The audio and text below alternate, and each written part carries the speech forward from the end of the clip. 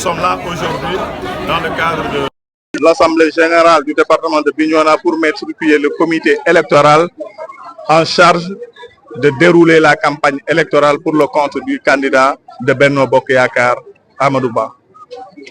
Tous les responsables, des 19 communes sans exception, ont répondu à l'appel du coordonnateur départemental de Benno Bokk Yakaar, en l'occurrence Abdoulaye Badji.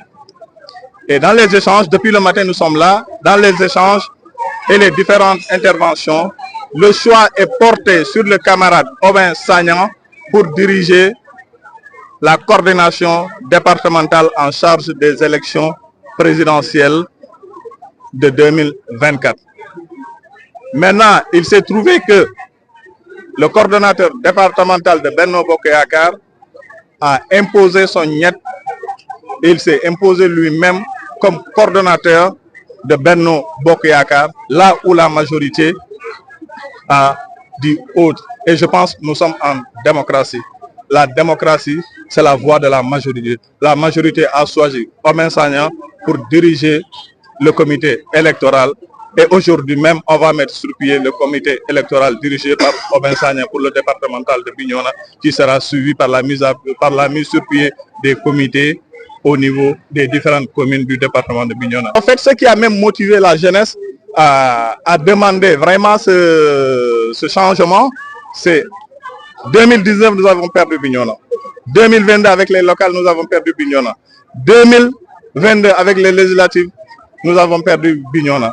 Je pense une équipe qui gagne, on ne la change pas, mais une équipe qui perd, on la change. C'est ce qui a été fait et je pense que c'est normal. Nous avons porté notre choix sur le camarade Obin Sagnan pour animer l'écosystème et mettre une véritable stratégie dans laquelle nous nous retrouvons. Nous nous trouvons autour de la personne de Obin Sagnan. Ça, il faut que ça soit très clair. Pour qu'ensemble, qu'il y ait une nouvelle dynamique, une nouvelle coordination, en tenant compte de son expérience de préfet, de gouverneur et d'administrateur civil qui comprend l'organisation d'une élection et la méthode de travail.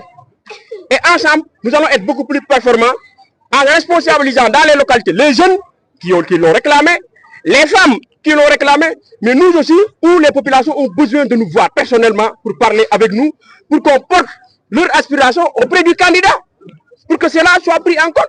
Mais si les gens ne nous écoutent pas, on va nous imposer comme à l'ère de Mobutu, mais on se dit que ce n'est pas possible. Il y a une chose qu'il faut préciser, on n'a pas mis cette coordination pour nous batailler autour des moyens.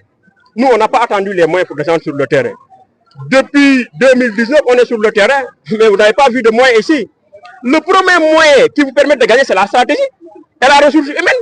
Si vous n'avez pas une bonne répartition, une bonne osmose de la ressource humaine et de ce que vous avez comme personnel politique, quels que soient les moyens, vous allez perdre. On avait les moyens en 2019, 2022 on avait les moyens, 2022 encore on avait les moyens, mais où sont passés ces moyens-là? Parce que ces moyens n'ont pas été adossés à une bonne stratégie, mais conduits par des personnes qui ont le sens de l'écoute et de l'observation. Donc voilà un peu ce qui va se faire. Et il y a une chose qu'il faut dire. Notre parti n'a pas intérêt à nous avoir en marche. La coalition n'a pas intérêt à nous avoir en marche parce que la majorité est avec nous. C'est nous qui sommes sur le terrain. Quand ça sauve, vous êtes journaliste. Chaque fois que vous couvrez les événements de qui? Des personnes qui sont là. Donc le parti qui sait ce qui se passe sur le terrain n'a pas intérêt à nous voir. Et le Premier ministre Amadou Ba sera là. Et quand il sera là, il va voir si nous sommes là pour jouer ou nous sommes là pour sa réélection ou sa non-élection. Le débat sera là-bas.